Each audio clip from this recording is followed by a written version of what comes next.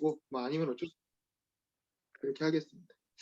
자, 오늘은 이제 이 한국 현대사 금방 나갔네 또 우리 한국 현대사 인물탐구 스터디 이제 22번째 모임인데 아마 오늘 마지막 모임이 될 것 같아요. 당분간은 다 했어. 이제 뭐 더 할 사람이 없어. 이제 거의 너무 최근까지 와가지고 자 우리 이 안종범 수첩이란 책을 마지막으로 한번 다뤄보려고 합니다. 네, 우리 정혁 기자님도 읽으셨죠? 먼저 정 기자님이 읽으신 소감을 좀 얘기를 해주시죠. 네. 잘 들리시죠? 네네. 네. 일단 저는 이 책을 열심히 읽었고, 좀 이 책의 핵심 정서가 억울함이라고 생각을 했어요. 그러니까 이 책 전반부에서는 계속 자신은 최서원을 몰랐고, 이제 박근혜 대통령이 탄핵을 당한 원인에 대해서 자기는 전혀 몰랐다. 나는 그냥 열심히 그냥 일을 한 관료고 되게 항상 모범적이고 되게 보람차게 살려고 노력을 했는데 이렇게 어쨌든 구치소까지 들어갔잖아요. 그래서 굉장히 분노하고 힘들었다. 이런 정서가 반복되는 것 같았어요. 그래서 약간 이 책을 쓰신 원인이 어쨌든 자기는 결백하고 내가 그동안 써왔던 이 수첩에 최서원이나 뭐 삼성병과 관련된 이야기가 없다고 밝혀졌다. 그래서 내 억울함이 조금이나마 풀렸다.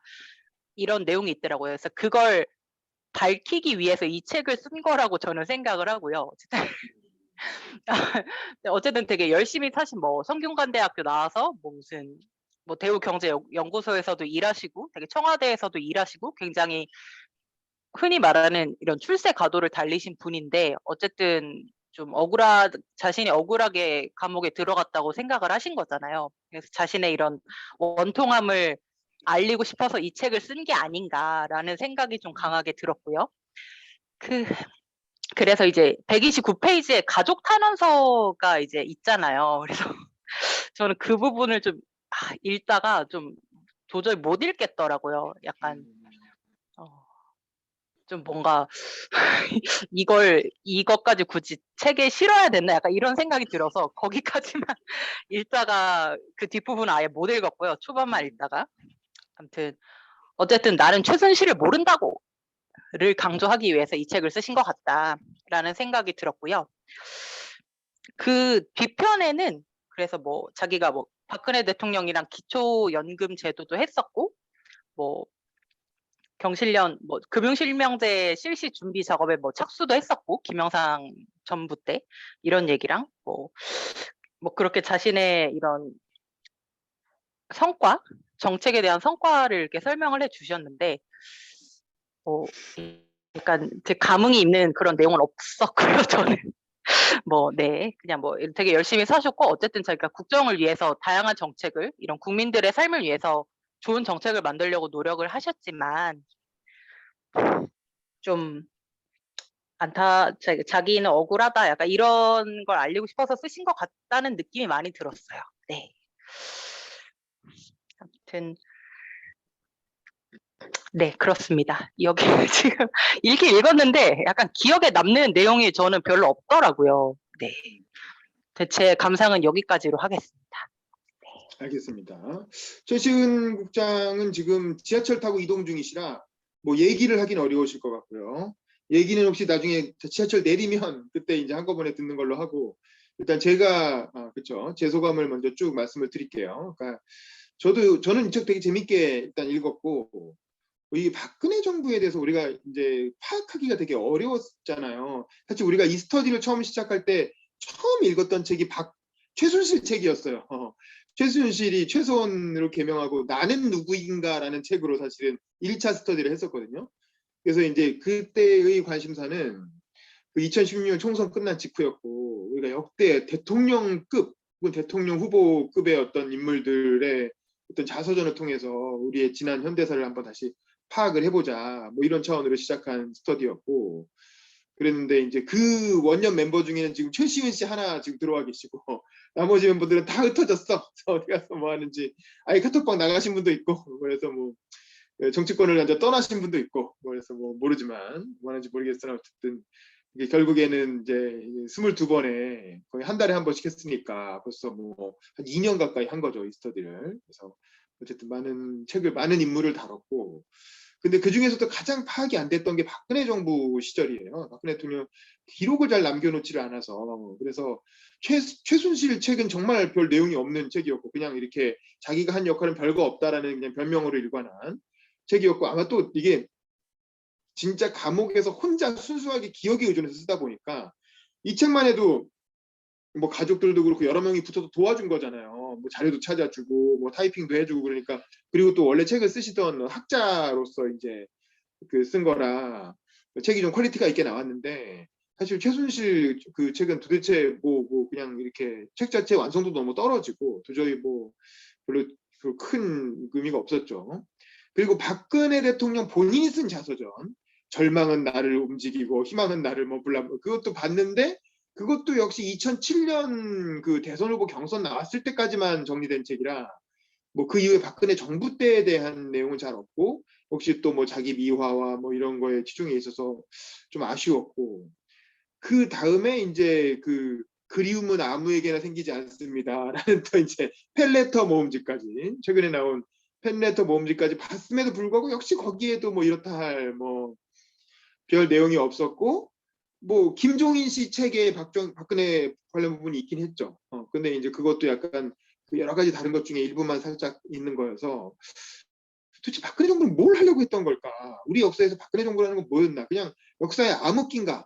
그냥 이제 최순실이 막 국정농단 해가지고 나라를 4년간 헤쳐먹은 것에 불과한 시기였나? 흑역사였나? 그냥 뚝 떼어서 없애버려야 될 그런 건가? 이런 생각이 들었는데, 왜냐면 이명박 정부 때까지만 해도 이명박 대통령 스스로가 본인이 감옥에 갈 걸 미리 알았는지 자서전을 일찌감치 내놓으셔가지고 그나마 그래도 본인이 주장하는 한 일 같은 게 좀 정리가 돼 있잖아요.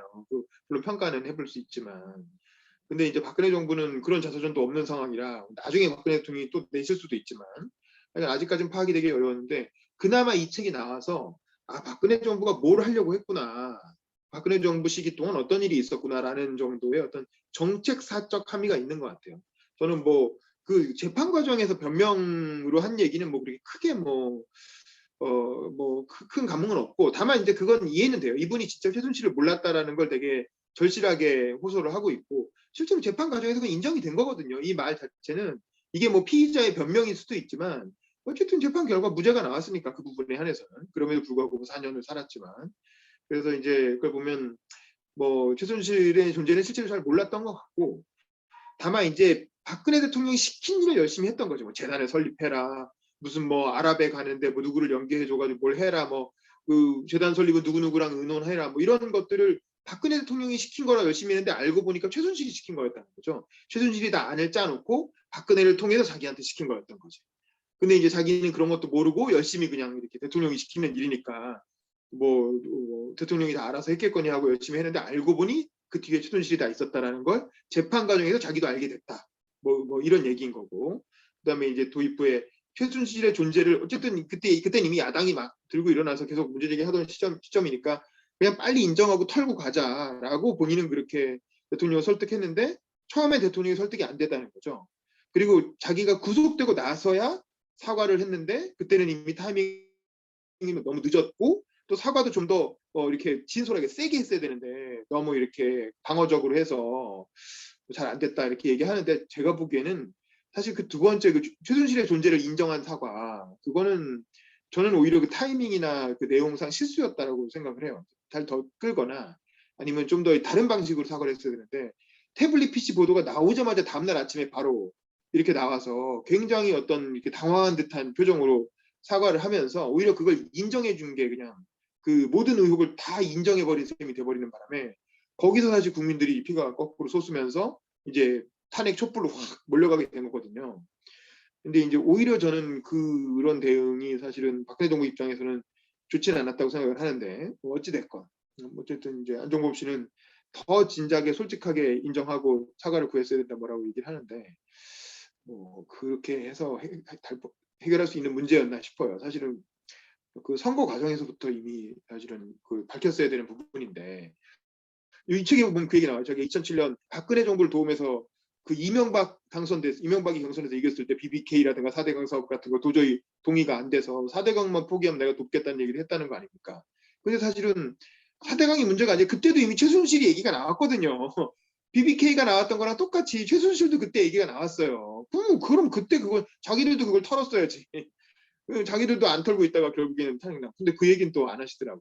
뭐 거기까지 생각이 못 미쳤을 수도 있지만 어쨌든 그렇고. 근데 이제 그것보다 이 안종범 씨라고 하는 사람의 기여는 박근혜 정부가 경제적으로 뭘 하려고 했다라는 거를 어쨌든 이 정책가의 입장에서 정리를 했다는 게 저는 의미가 있는 이 책의 기여라고 보고 나중에 이제 두 번째 회고를 또 낸다는 거 아닙니까? 그 정책 위주로.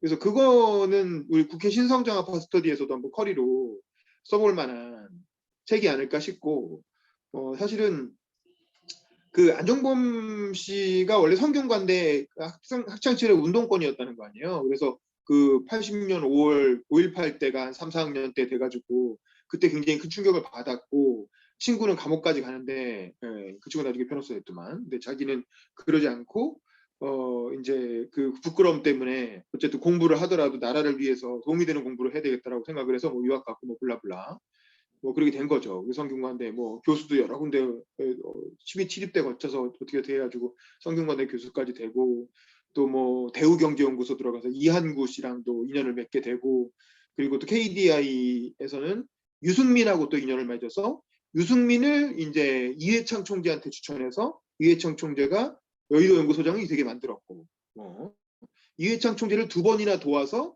그 대선 캠프에서 활동을 했는데 결국 2번이나 이회창이 떨어지면서 결국에는 뜻을 접었다가 그다음에 이제 박근혜를 만나게 돼서 박근혜를 도와서 3번째 도전을 했다가 또 경선에서 이명박한테 지고 그래서 4번 도전한 끝에 이제 박근혜를 대통령으로 결국 만들면서 이제 우리나라 최고의 정책 브레인으로 청와대 경제수석으로 들어가게 되는 거죠.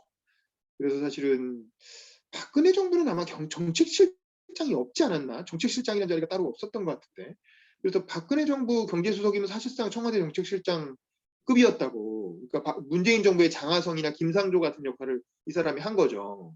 그래서 이제 꽤 중요한 그 정책 결정상에 캠프에서도 좌장 역할을 했고 나이로 봐도 이제 김종인 같은 사람이 있었는데 이제 김종인은 상징적인 인물이었고 실제로 실무자급으로서는 이 양반이 좌장 역할을 했던 것 같아요. 그래서 이분이 이제 주로 도입했던 게 이른바 기초노령연금, 기초연금이죠. 국민연금 자체가 문제가 있으니 국민연금은 이 사실은 돈 많은 사람들한테 유리한 연금이잖아요. 그 월급을 꾸준히 벌어갖고 계속 적립한 사람들한테 유리한 연금이기 때문에 국민연금으로는 이제 한계가 있다. 그래서 국민연금을 이원화해서 소득비례연금과 기초연금으로 나누고 기초연금이 일종의 노인들한테 똑같이 주는 기초노령연금에 그게 된 거죠. 그래서 이제 그거를 그 노무현 정부 때 처음 시작은 했지만 사실 박근혜 그 야당 대표가 제안을 해가지고 노무현 정부가 받는 형식으로 일단 시작을 한 거고 그러니까 기초노령연금을 깔아줌으로써 노인 자살률이 급격하게 우리나라에서 많이 낮아지거든요. 그런 면에서 굉장히 큰 기여를 했고 이분이 이제 경제학자로서도 조세 문제와 빈곤 문제를 전공을 하면서 그쪽으로 꾸준히 정책 대안을 개발을 해왔고 그다음에 이제 이른바 근로장려세제라고 해서 일을 하면 그냥 무조건 기본소득이라는 건 무조건 돈을 깔아주는 거잖아요. 근데 근로장려세제는 일단 일을 하면 그 일을 하는데 최저생계비에 모자라는 부분을 메꿔주는. 그래서 이게 근로를 장려하는. 그러니까 근로욕을 상실하게 하는 게 아니라 그래서 뭐를 해저들 일으키는 게 아니라 일단 일을 해야 돈을 주기 때문에 어쨌든 일을 하게끔 만드는 그런 생산적 복지의 한 어떤 수단인데 그런 것도 이분이 이제 오랫동안 주장해서 학자로서도 그렇고 정치인으로서도 주장해서 관철시켰다는 거고 물론 뭐 그중에는 문재인 정부에서 된 것도 있고 뭐 그렇죠. 그리고 이제 이 복지담론 박근혜가 그런 얘기를 했었잖아요. 후보 시절에 제 아버지의 꿈은 복지국가였습니다라고 하면서 이른바 경제민주화 아젠다를 끌고 오기 전에 복지국가 담론을 먼저 얘기했는데 그 복지국가 담론을 또 이렇게 그 학자들과 함께 설계한 게 또 안종범 교수였다는 거고 그런 식으로 이제 박근혜 정부가 그렸던 경제 정책의 큰 밑그림을 사실은 이 안종범 씨가 한 것 같아요. 이 양반이 뭐 이제 와서 뻥치고 그럴 일은 없겠죠. 어차피 뭐 인생 말년이시고 감옥까지 갔다 오신 분이 뭐 그런 면에서 그렇고 또 창조 경제라고 하는 아이디어도 본인이 그 뭐 장명을 했다, 제안을 했다, 뭐 이렇게 얘기를 하니까 그게 이제 뭐 희화화되기도 하고 욕도 많이 먹었지만 그 이름은 버리더라도 그 정책 취지 자체는 어쨌든 계속 이어가야 되지 않겠느냐 뭐 이런 얘기를 하시는데 사실은 이 양반이 얘기하는 그래서 이 양반이 얘기하는 중요한 박근혜 정부에서 꼭 하려고 했던 3대 개혁이 첫 번째가 규제 개혁, 두 번째가 노동 개혁, 세 번째가 공공부문 개혁이라는 거 아닙니까? 규제, 노동, 공공 개혁 이 세 가지를 박근혜 정부에서 꼭 추진하려고 했고 그게 이제 결국에는 창조경제로 이어지게 되는 건데 창조경제는 이제 혁신센터를 17개를 짓는 수준에서 그냥 끝나버렸지만 사실은 그거는 지금도 마찬가지거든요. 문재인 정부도 사실은 못했던 거고 해야 되는데 못한 거죠. 규제개혁, 노동개혁, 공공개혁은 뭐 진보 보수를 떠나서 누가 집권하건 우리가 이제 4차 산업혁명 시대에 맞는 새로운 산업구조로 옮겨가기 위해서는 반드시 필요한 개혁인데 그거를 뭐 그 방향에서 뭐 맞는 얘기를 한 거고 또 이 양반이 학자로서 또 시민운동가로서 정치인으로서 했던 가장 큰 목표는 포퓰리즘과의 싸움이라는 거잖아요. 그냥 무조건 세금 퍼주고 국가 부채를 늘리려고 하는 그런 포퓰리즘을 막기 위해서 뉴라이트 운동도 하고 뭐 그랬다는 거 아닙니까?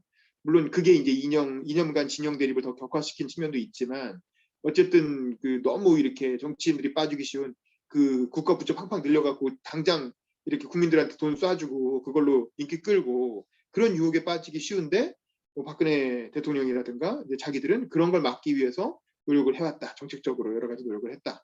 그래서 복지도 아까 말한 근로장려세제처럼 그냥 무조건 퍼주는 게 아니라 일을 하는 사람에게 조금이라도 더 주고 부족한 점을 메꿔주는 그리고 아주 극빈층 이래도 노인들처럼 진짜 돈 없어서 막 자살하는 사람들한테는 최소한의 연금을 깔아줘서 뭐 단돈 20만 원이라도 깔아줘서 그걸로 어쨌든 먹고 살 최소한 자살은 하지 않게끔 막아주는 역할을 어느 정도 하고 이제 이런 것들을 했다는 거예요. 그래서 제가 보면서 제가 보기에는 그래 박근혜 정부가 그래도 할 건 했구나. 그리고 박근혜 정부가 추구했던 창조 경제라는 게 국민들한테 그 표현이 어색해서 그렇지 기본적으로 추구했던 정책 방향 자체가 틀린 건 아니었다. 어차피 그거는 문재인 정부든 누구든 그 방향으로 가야 되는 거고 실제로 창조 경제라는 게 이름만 바뀌어서 혁신 성장이 된 거거든요. 문재인 정부가 추구했던 혁신 성장이라는 것도 결국 박근혜 정부가 했던 창조 경제의 같은 선상에서 한 거예요. 거기에 소득주도 성장이라고 하는 또 하나의 이제 바퀴를 붙였던 것이. 근데 오히려 소득주도 성장이 문제가 됐지. 혁신 성장은 문제가 없었고. 혁신 성장 갖고 아무도 뭐라고 안 하잖아요. 근데 소득주도 성장한 것 때문에 욕 먹고 결국엔 정권 뺏긴 거 아닙니까? 결국에는 창조 경제에서 혁신 성장으로 이어지는 이 방향은 진보 보수를 떠나서 우리나라가 그냥 가야 하는 방향인 거죠. 그건 뭐냐? 규제 개혁, 노동 개혁, 공공부문 개혁. 여기에 사실은 저는 금융 개혁이나 연금 개혁, 교육 개혁까지 이제 추가하고 싶은 건데 어쨌든 뭐 그 개혁 방향 자체는 틀린 건 아니었다. 그런 생각이 들어요. 그래서 저는 그래서 이 책을 읽고 나서 그럼 안종범 씨가 작년 9월에 출소를 한 걸로 돼 있거든요. 출소하고 나서 요즘 뭐 하시나 찾아봤더니 그 정책평가연구원이라는 걸 만든다고. 그래서 한국의 브루킹스 연구소를 뭐 추구한다고 하더라고요. 정책평가연구원이라는 게 이제 기존 아까 말한 이제 포퓰리즘과의 그 싸움이라고 하는 연장선에서 기존 정책들이 워낙 막 돈만 막 쓰고 막 그 퍼주고 그러면서 이제 국가 부채만 늘리는 그런 식의 정책들을 정치인들이 하도 많이 내놓으니까 그런 정책들을 평가하는 연구를 하겠다는 거야. 그래서 이 정책이 과연 가성비가 있는 정책이냐? 뭐 우리 예비타당성 조사 이렇게 하듯이 이 정책을 썼을 때 돈을 쓴 것만큼 효과가 나오냐 안 나오냐를 평가하는 그런 연구원을 만들겠다. 그 역시 포퓰리즘에 제동을 걸겠다는 그런 취지인 거겠죠. 그래서 그런 거를 이제 뭐 또 뭐 성금 모으고 뭐 이렇게 해서 뭐 하고 있다고 하시길래 그래도 이 양반은 또 자기 초지일관 자기 논리대로 가는구나. 그 출소 후에 활동도 그런 맥락에서 하시는 것 같고 얼마 전에 박근혜 전 대통령 그 병원에서 나오셔가지고 고향 내려갔을 때 그때 뭐 최경환이니 뭐 이런 사람들 다 모여 김기춘도 모이고 뭐 이랬던데 그 영상이 보니까 그 자리엔 안 나오신 것 같더라고요. 그냥 박근혜 대통령 재판에서 어쨌든 박근혜 대통령한테 불리한 진술을 많이 한 셈이기 때문에 다시 이제 친박으로 이제 껴주기엔 좀 어려운 것 같아요. 그래서 박근혜 대통령에 대해서는 뭐 약간 좀 아쉽기도 하고 섭섭하기도 하고 왜냐하면 최순실의 존재를 자기한테 제대로 얘기를 안 했으니까 그리고 일만 막 던졌으니까 약간 좀 그런 점에서 좀 박근혜 대통령 개인에 대한 섭섭함이 있긴 있는 것 같아요. 근데 그걸 이 책에 이렇게 자세히 쓰진 않았지만 어쨌든 이후에 행보에 보면 뭐 그런 자리에 안 나타나고 뭐 이런 걸 보면 뭐 박근혜 대통령과는 약간 좀 선을 그으면서 기존의 어떤 다른 친박들은 박근혜 대통령 인기가 또 막 요즘 다시 올라가니까 뭐 또 뭐 대구 사저까지 쫓아가서 뭐 이렇게 같이 줄을 서고 뭐 대구시장 출마하는데 뭐 이렇게 한마디 지지선언이라도 받으려고 뭐 이렇게 하는 것 같은데 이분은 뭐 더 정치를 뭐 현실 정치를 다시 하거나 이럴 생각은 없으신 것 같고 그냥 그 책 내고 그런 정책평가연구원 활동하시면서 그냥 뭐 그렇게 하시지 않을까 뭐 그런 생각이 드네요. 그런 측면에서 그래도 이런 양반이 있어서 자기 나름대로 자기가 아는 범위 내에서 진실을 잘 기록을 남겨서 우리가 박근혜 정부라고 하는 4년 어쨌든 우리 대한민국 역사잖아요. 우리가 다 같이 공유한 역사의 어떤 블랙박스를 열어볼 수 있는 이제 그런 계기를 제공했다는 점에서는 그래도 저는 되게 고맙게 생각을 합니다. 이런 책이 없었으면 도대체 박근혜 정부는 뭐 한 거였어? 이 양반 뭐야? 이러고 넘어갔을 텐데 그래도 어떤 그런 역사의 어떤 그 비어있는 퍼즐을 맞춰주는 그런 생각이 들어서 되게 참고가 많이 되고 고마운 느낌이 드는 그런 책이었다라고 이제 생각이 되네요. 제 생각 이 정도까지 얘기하고 어떻게 늦게 들어오신 분들 우리 박정호님 들어오셨는데 혹시 음소거 키시고 뭐 책을 안 읽었든 안 읽었든 간단히 소감 좀 얘기해 주실까요? 박정호님? 네, 책은 읽지 못했는데요. 네네네.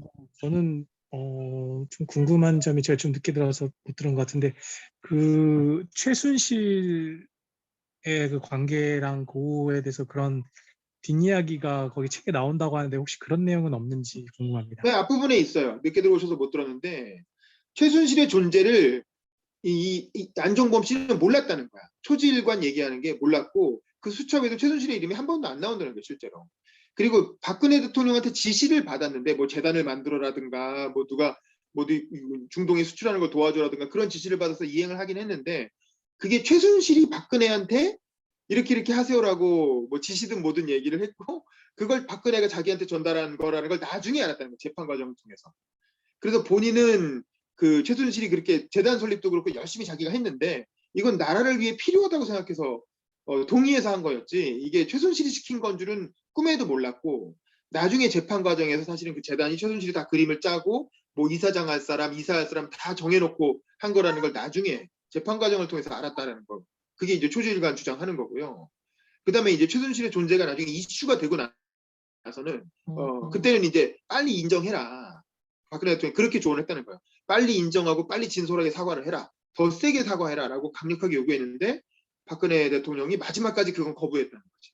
최순실의 존재를 인정하는 그 태블릿 PC 보도가 나오기 전까지도 최순실의 존재를 인정하는 걸 절대 안 된다고 막 화를 내면서 딱 잘라가지고 그걸 더 설득시키지 못했다는 거죠. 그게 이제 이 책의 맨 앞부분에 나오는 얘기거든요. 그 부분 제가 한번 같이 살펴볼게요. 최순실 방한전에 마무리하라.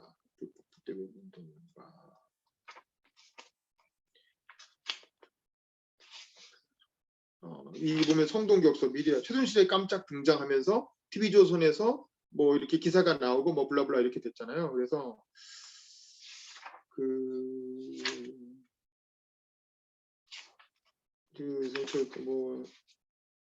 자기는 사실은 최순실의 존재를 잘 몰랐는데 이제 기자들이 취재를 들어오면서 그걸 알게 됐고 그래서 이제 사과를 하자고 여기 45쪽에 보면 그런 얘기가 나요. 사과할 시기를 놓치다라고 하는 부분이 있거든요. 2016년 10월 12일 대통령 집무실에서 정책조정수석인 나, 우병우 민정수석, 그리고 김성우 홍보수석이 대통령을 만났다. 그때 나는 수첩에 대통령께 보고할 대략적인 내용을 메모한 상태에서 먼저 이야기를 꺼냈다. 그래서 여기 보면 VIP 면담 해가지고 내용이 나와요. 재단의 모금, 인사, 사업은 청와대가 주도하거나 개입한 것이 아니라 전경련 주도하에 협조한 것이라는 점을 강조하고 있다. 또 대기업 회장과의 독대를 공개할 수는 없기에 대기업들과 공감대가 형성된 2번을 계기로 블라블라 이런 얘기 했고 그 다음에 밑에 달라게 사실 대통령은 새 수석과의 만남에 부담을 느끼셨는지 전날 저녁 내게 그냥 전화로 이야기해보라고 하셨다. 나는 꼭 만나서 대응 방안을 논의해야 한다고 말씀드렸고 새 수석과의 만남은 그렇게 이루어졌다. 상황이 중차대화되는 설명과 재단 관련 해명은 이렇게 하자는 제안. 그리고 우병우죠. 우병우가 법적으로는 문제없다라는 보고와 함께 핵심인 비선 실세를 인정하자는 제안을 하게 되었다. 그러니까 우병우가 그런 제안을 했다는 거야. 우병우가 그냥 최순실 인정합시다. 이거 이렇게 야당이 하는데 이거 더 이상 믿을 수 없으니까 인정하자고 우병우가 얘기했다는 거예요. 그랬는데 하지만 대통령은 비선 실세를 인정하자는 홍보수석이네. 홍보수석이면 아까 김성우라는 사람이죠. 홍보수석의 제안에 불쾌한 표정을 짓고는 그건 안 하겠다고 하셨다. 나는 그래도 하셔야 된다고 강하게 말했다. 이때 이제 예, 그 안종범이 아니 그래도 하셔야 됩니다라고 강하게 얘기했더니 그 순간 대통령은 더욱 강한 반대 의사를 표했다. 아이 안 돼요 하면서 화를 낸 거지. 순간 모두 침묵에 휩싸였다. 더 이상의 설득은 불가능했다. 새 수석은 일단 물러서기로 했다. 별도의 해견 발표 없이 2016년 10월 20일 대수비 모두 말씀에서 사과문을 발표하기로 하고 내가 천을 만들어 올리기로 하고 끝을 맺었다. 뭐 그리고 이게 다예요. 그리고 민정수석은 대통령이 그렇게 화를 내는 모습을 처음 보니 너무도 떨리더라고 말까. 우병우가 박근혜가 그렇게 화내는 모습 처음 봤다는 거야. 그 무슨 레이저 눈빛 쏜 그 우병우도 대통령이 화내는 모습 처음 봤다. 이렇게 화내는 거 처음 봤다고 가슴이 떨렸다고 얘기했다는 거예요. 그 정도로 박근혜가 최순실의 존재에 대해서 강하게 부인했다는 거죠. 그러니까 그걸 인정하자는 제안에 대해서 강하게 부인했고 나는 포기하지 않고 정호성 비서관에게 상황 설명을 하고 사과문에 비선실세 인정 내용을 담도록 계속 설득해 보자고 했다. 오랜 기간 대통령의 완강한 입장을 되돌리려 설득할 때 사용하던 전략처럼 계속 야단을 맞더라도 서너 번 계속 함께 설득해 보자고 했다. 근데 결국엔 이 노력도 무산된 채 대수비에서 사과문은 비선실세 인정이 빠진 채 나가게 되었고 뭐 블라블라 이렇게 됐다는 거야. 그리고 나서 이제 개헌 제안하고 국면을 전환했다고 생각했는데 그날 밤에 JTBC가 태블릿 PC 보도하고 그러니까 이제 그 더 이상은 어떻게 할 수가 없었던 거죠. 이제 그리고 나서 결국에는 사과를 이제 하게 되는데 여기서 이제 최순실의 존재를 사과를 했는데 너무 소극적으로 사과했고 특히 문제가 된 게 이 대통령 취임 전까지만 도움을 좀 받았고 어떤 이렇게 정리가 된 이후에는 더 이상 도움받지 않았다라는 식으로 첫 번째 사과 때 그렇게 얘기를 했잖아요. 그 내용이 이제 사실과 또 달랐던 거죠. 그래서 이제 그게 나중에 또 재판 과정에서 불리하게 됐고 그래서 그 부분을 자기가 좀 더 세게 했어야 되는데 그러지 못해서 안타깝다라고 했고 뭐 그렇게 대응 좀 하는 와중에 갑자기 자기는 이제 긴급 체포를 당하게 되는 거지. 그래서 더 대통령과 만나지 못하고 그 다음에는 법정에서 만나게 되는 이제 그렇게 됐던 거죠. 그래서 그런 얘기가 좀 나오긴 하는데 본인은 최순실에 대해서 몰랐다는 게 일관된 입장이고 제가 봤을 때 그 틀린 말은 아닌 것 같아요. 여러 가지 정황상 또 재판 과정에서도 그렇게 결론이 났고 그럼 뭐 정책 뭐 홍보 민정수석이 그러면은 그 박근혜 대통령한테 찾아가서 최순실이라는 존재를 이제 섭정했다, 인정해라. 지금 그 시점이 거의 여론이 그런 여론일 때잖아요, 그죠? 태블릿 PC 보도 나오기 직전에. 직전에 아무튼 뭐 최순실이라는 존재가 알려진 그 시점이잖아요, 그죠? 그렇죠. 뭐 TV조선에 보도되고. 근데 그때까지만 해도 국민들이 그거를 그렇게 믿지 않았어요. 그냥 야당 일각에서 막 떠드는 얘기라고 그러니까 생각했고. 의혹으로만 알고 있었지 믿지는 않았는데 그렇죠. 그 일단은 그런 시점에 그 세 명은 일단 알고 있었다는 거네요. 딱 그렇죠. 눈치채고 야당이 있었다는 이미 거죠. 의혹을 제기하고 막 기사가 쏟아지기 시작하니까 이제 그때는 알게 됐겠죠 아마. 그때는. 뭔가 이래서 이런 지시를 내렸구나 이렇게 뭔가 느꼈나 보죠. 그 세 명은 그죠? 그러니까 근데 재단이나 이런 거에 대한 지시는 그때까지는 몰랐던 것 같고 음. 그거는 이제 왜냐하면 처음에 의혹이 됐던 거는 뭐 이렇게 옷 사거나 뭐 이런 것들이었으니까. 근데 이제 확실히 그 재단의 지시가 최순실로부터 나왔다는 건 나중에 재판 과정에서 안정범도 알게 됐다는 거예요. 물론 뭐 한겨레에서 그런 걸 이미 보도를 하긴 했지. 그래서 의혹이 막 터져 나오고 있어서 이게 뭔가 싶었겠죠. 그래서 이제 가서 설득을 해보려고 했는데 설득이 안 됐다. 박근혜가 엄청 역정을 내면서 꺼지라고 했다는 거지. 이제 난 절대 인정 못하니까. 그러니까 이제 세수석이 쫄아갖고 어씨 무섭다 이러고 나와가지고 최순실의 청와대 출입 관련해서 그런 내용은 없나요? 그런 내용은 없어요. 본인이 뭐 그 최순실을 봤다거나 뭐 이런 내용은 없어요. 실제로 존재를 거의 몰랐다는 거예요. 만난 건 재판정에서 처음 만났고 실제로는 최순실을 직접 전혀 아는 박근혜 사이가 아니에요. 대통령 그러면은 최순실이랑 어떻게 그렇게 뭐 보면은 막 통화 내용도 있고 막 같이 막 대화한 내용도 있고 나돌잖아요. 어디서 뭐 청와대 안에 그러니까 최순실과의 어떤 회의는 다른 팀이었던 거지 그거는.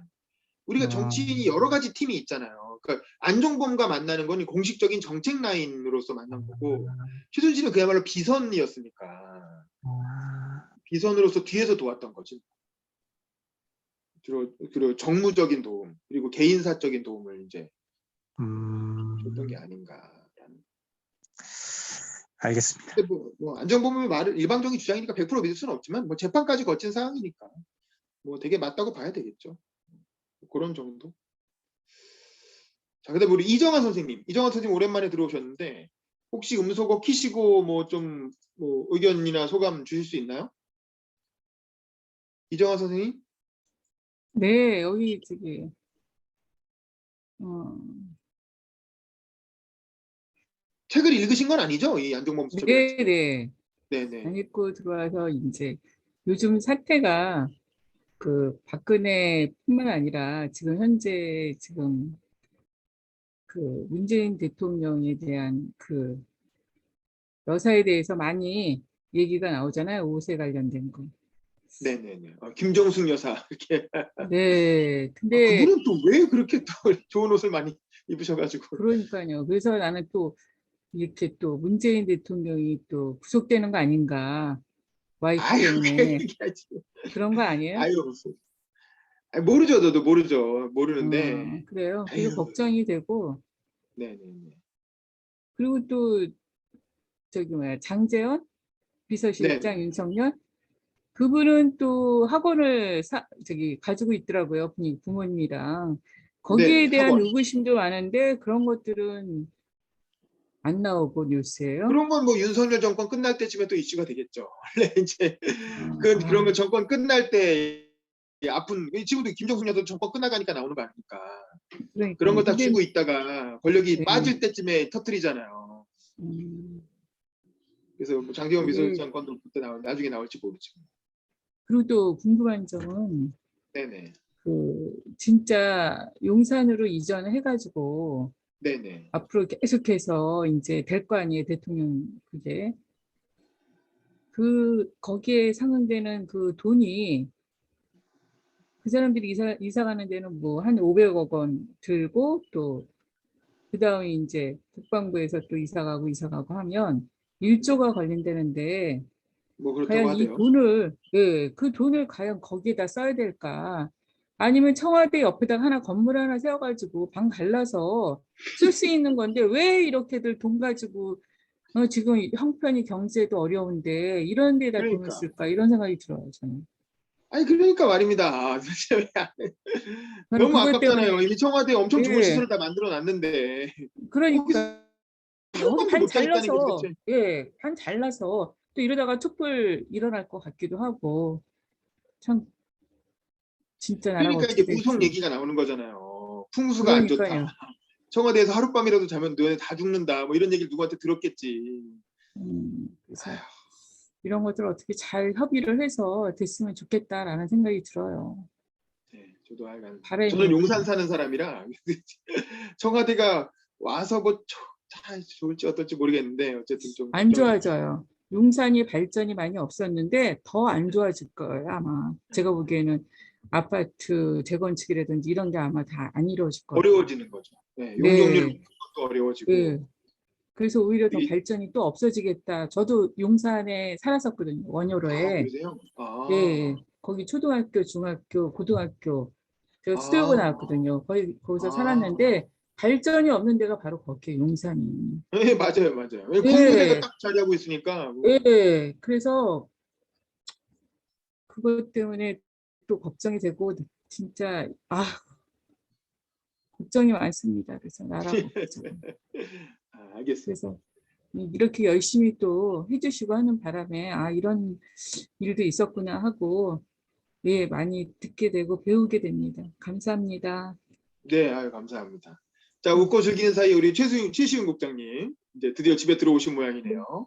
이 책 예. 다 읽으셨다고 올리셨는데 뭐 소감 좀 얘기해 주시죠. 예, 너무 재밌었고요. 이 책 저도 선거 끝나고 좀 너무 힘들어가지고 쉬는데 그 기자님이 추천해 주셔가지고 저도 박근혜 정권이 도대체 어떻게 돌아가는지 조금 궁금했거든요.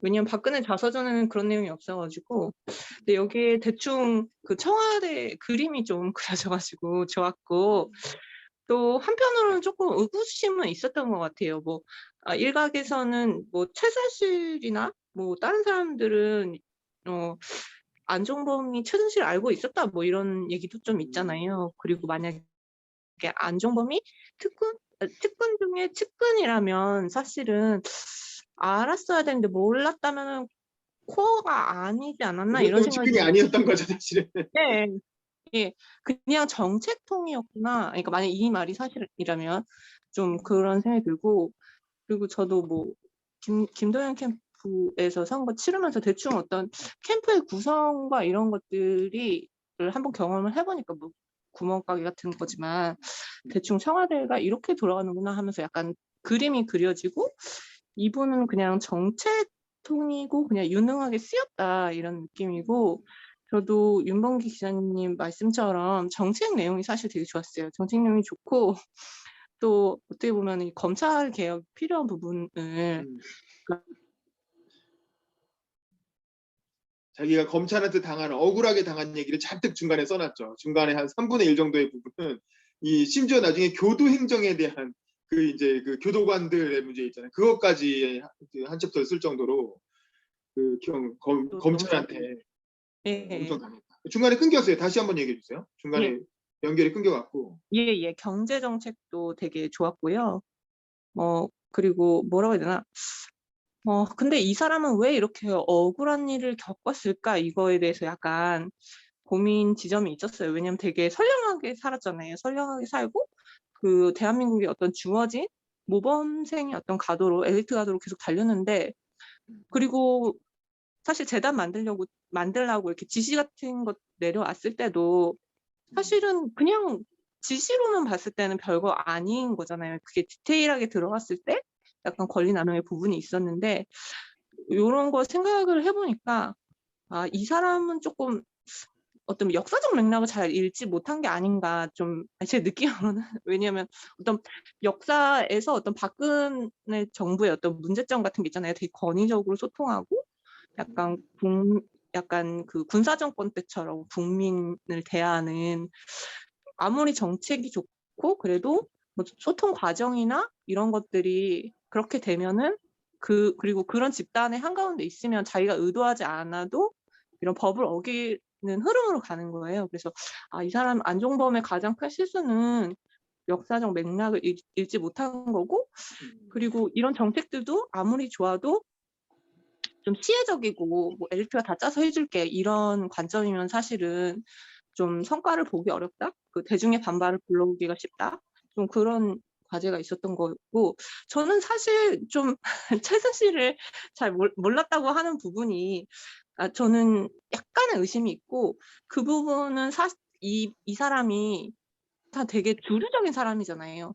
주류로 컴백하기 위해서는 사실 철저하게 자기가 최순실과 선을 그어야 어떤 자기의 명예회복이나, 그리고 자기가 이룬 것들이 되게 훌륭한 것들 있잖아요. 기초연금이나 그런 거를 남길 수 있기 때문에, 사실은 그러니까 설사 알았더라도 확실하게 선을 긋고, 왜냐면 법원에서 그렇게 됐기 때문에 선을 긋고 자신의 어떤 정책적 업적을 남김으로써 명예회복을 하는 게 이 책의 목적이 아니었나, 이런 생각이 들었습니다.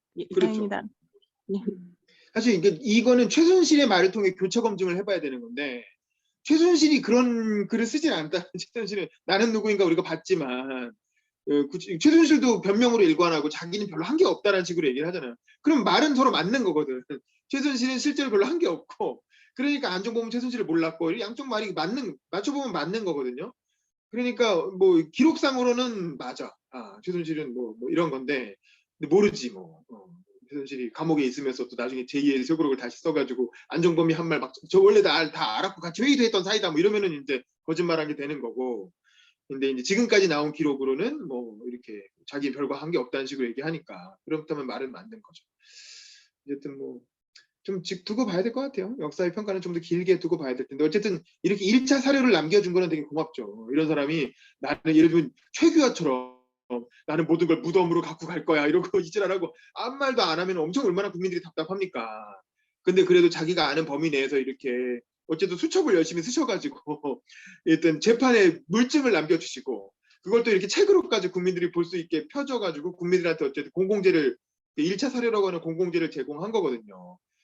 본인이 어쨌든 고생하면서 감옥에서 생활한 와중에 또 손으로 이렇게 연필로 써가지고 이렇게, 그래서는 가족이 되게 또 이렇게 어쨌든 나름대로 화목한 가족이 또 이렇게 버텨줬기 때문에 그걸 다 이겨낸 게 아닌가 그런 생각도 들고 뭐 그러더라. 어쨌든 뭐 그렇습니다. 앞으로 어떻게 사실지 모르겠지만 2차 회고록 나오면 그건 또 경제 정책에 관한 책이라니까 그거는 우리가 따로 한번, 이건 뭐 이 스터디 다루진 않더라도 나중에 한번 읽어보고 우리 신성장 아파 스터디에서 한번 다루던가 뭐 그랬으면 좋겠다는 생각이 드네요. 자, 그래서 우리 스터디는 그 요 책을 마무리로 해가지고 한국 현대사 인물탐구는 이제 그만. 왜냐면 다 했어. 뭐 이게 뭐 일제 시대부터 해가지고 뭐 문재인 대통령이 나중에 퇴임 후에 진짜 회고록을 내시면 그때나 몇 년 뒤에 그때나 다시 할까. 뭐 그 전까지는 뭐 한동안. 왜냐면 나는 이제 이걸 더 하면은 예를 들면 안철수라든가 뭐 이준석 책 있잖아. 이런 걸 다루려면 다룰 수는 있어. 그래서 다룰 수는 있는데 뭐 별로 뭐 그렇게까지 이렇게 보고 싶지도 않고 그 양반들은 지금까지 한 것보다 앞으로 할 일이 더 남아있는 사람들이기 때문에 앞으로 어떻게 하실지 좀 더 지켜보고 그리고 나서 역사적 평가를 해도 좀 되지 않을까 싶어서 그분들에 대한 공부는 좀 미래의 일로 미뤄놓도록 하고 우리 한국 현대사를 테마로 한 자서전 읽기 모임은 여기서 안종범 수첩으로 마감을 하도록 하고 그 다음에 저는 요거는 끝내고 저 새로 이제 또 하려는 게 제가 얼마 전에 헌책방에서 이거 있잖아요. 이거 뭐 두꺼워. 오바마의 그 약속의 땅 새로운 오바마 자서전 이거를 또 샀어요. 이게 또 벽돌같이 한 800페이지 되는 또 두꺼운 책인데 이거를 읽는 모임을 이제 한번 해볼까. 이거 한 800페이지 되니까 이것도 이제 한 두세 달로 나눠서 조금씩 읽어야 되겠죠. 그래서 요거 읽는 모임은 새로 온라인에 이제 새로 멤버를 모집해가지고 읽고 싶다고 하시는 분들 모아서 별도로 이건 또 스터디를 해볼까. 한동안 한국 정치를 다뤘으니 미국 정치로 또 넘어가서 한번 공부를 해볼까 하는 생각을 하고 있습니다.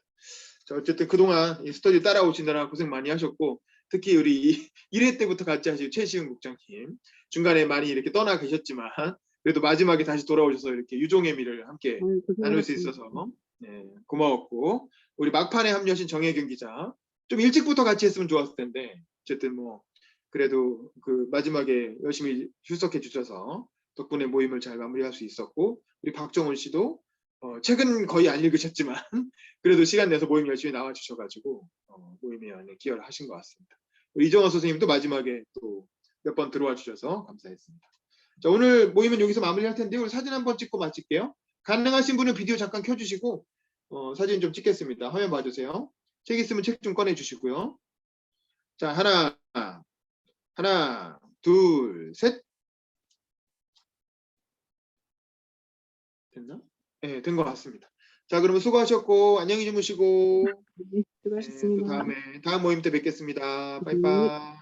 고생하셨어요.